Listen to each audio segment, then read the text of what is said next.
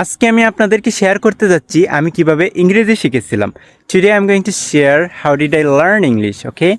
Cause many people ask me how did I learn English, কারণ আমাকে অনেকে প্রশ্ন করছিল যে আমি কিভাবে ইংলিশ শিখেছিলাম। সো আজকে আমি আপনাদেরকে শেয়ার করতে যাচ্ছি। সো আপনারা এই ভিডিওটা মনোযোগ দিয়ে দেখবেন, কারণ এই ভিডিও থেকে আপনারা অনেক কিছু শিখতে পারবেন। এই ভিডিও থেকে আপনারা জানতে পারবেন আমি কিভাবে ইংলিশ শিখেছিলাম, এবং আপনারাও যদি এই স্টেপগুলো ফলো করেন আপনারাও ইংলিশ শিখতে পারবেন। সো এই ভিডিওটা আপনারা শেষ পর্যন্ত দেখবেন, ঠিক আছে? তাহলে আপনারাও ইংলিশে কথা বলতে পারবেন। সো প্রথমে আমি কি করতাম জানেন, নিজে নিজে ইংলিশ বলা শুরু করতাম। লাইক যেখানে যাইতাম যে কোনো বিষয় নিয়ে এক্সপ্লেন করতাম, ওকে? সো এইভাবে আমি কি করতাম, মনে করেন যেখানে একটা নীরব জায়গা পাইতাম সেখানে আমি কি করতাম, একা একা ইংলিশ বলতাম। সো এখন ইংলিশ তো বললেই হবে না, অনেক সময় আপনাদের কিছু স্ট্রাকচার দরকার হয়। সো আমি কি করতাম, ইউটিউবে যাইতাম, ইউটিউবে গিয়ে সার্চ করতাম যে কিভাবে ইংলিশ শিখতে হয়। সো ওইখানে আমি অনেকগুলো ইউটিউব চ্যানেল পাইতাম যেখানে বলা হয়তো যে এইভাবে ইংলিশ বলতে হয়, এই স্ট্রাকচারগুলো ফলো করতে হয়। সো আমি কি করতাম যে তাদের স্ট্রাকচারগুলো ফলো করতাম মাঝে মাঝে একটু একটু করে। সো আমি এভাবে মানে তাদের যে স্ট্রাকচারগুলো ফলো করতাম এগুলো নিয়ে আমি প্র্যাকটিস করতাম। তারপর আছে ভোকাবুলারি। সো ভোকাবুলারি কীভাবে শিখতাম জানেন? কথা বলতে যাওয়া মানে আমার একটা ওয়ার্ডের আমি ইংলিশ জানি না, তখন আমি ওই ইংলিশটা শিখতাম।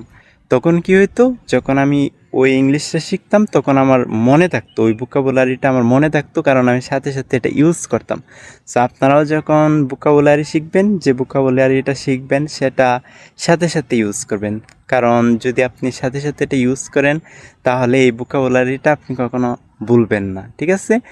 আর আমি সবসময় চিন্তা করতাম ইংলিশে, মনে করেন আমি বাংলাতে কোনো কিছু চিন্তা করতাম না, আমি যে ইংলিশে কথা বলি সেটা আমি ইংলিশে চিন্তা করে ইংলিশেই বলি। এখন আপনি যদি একটা বাংলাতে কোনো কিছু চিন্তা করে পরে ইংলিশে ট্রান্সলেট করেন, তখন কিন্তু আপনার এটা সময়ের ব্যাপার, চিন্তা ভাবনার ব্যাপার, আপনার ইংলিশ ফ্লুয়েন্ট হবে না।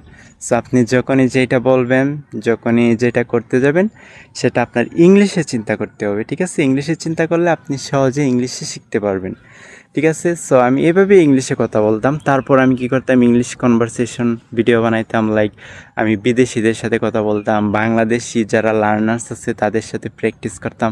সো আপনারাও বাংলাদেশি যারা লার্নার্স আছে লার্নার্সদের সাথে ইংলিশে কথা বলতে পারেন। তারপর আপনার যদি লেভেলটা আর একটু উপরে উঠে আপনি বাহিরের দেশের মানুষের সাথেও কথা বলতে পারেন, মানে নেটিভ স্পিকারদের সাথেও কথা বলতে পারেন, কারণ নেটিভ স্পিকারদের সাথে কথা বললে আপনি তাদের অ্যাকসেন্টটা বুঝবেন আর আপনিও তাদের মতো করে কথা বলতে পারবেন, ঠিক আছে? আমি এইভাবেই ইংলিশ বলা শুরু করছিলাম। সো আপনাদের যদি ভালো লাগে তাহলে লাইক কমেন্ট শেয়ার করেন।